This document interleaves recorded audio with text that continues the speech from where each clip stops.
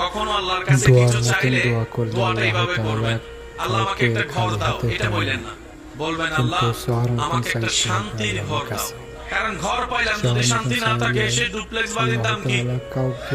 কখনো সন্তান চাইবেন না, বলবেন আল্লাহ আমাকে একটা নেককার সন্তান দাও। কখনো চাকরি ব্যবসা খুঁজবেন না, বলবেন আল্লাহ আমাকে হালাল রুজি অর্জনের একটা রাস্তা করে দাও। কারণ আপনার যদি সন্তান সন্ত্রাস হয়ে বসে, বাপদাদা 14 গোষ্ঠীর ইজ্জত, এই সন্তান হওয়ার চাইতো। আমি কি বুঝাতে পারছি কথা? এবার দেখেন আল্লাহ এমন দয়াবান, যারা নামাজ পড়ে তাদেরকেও দেয়, যারা নামাজ পড়ে না তাদেরকেও দেয়। কিন্তু দুই দেওয়ার মধ্যে পার্থক্য আছে। যারা আল্লাহর শুকরিয়া করে তাদেরকে আল্লাহ বাড়িয়ে দেয় এবং পরকালের সওয়াবও দেয়।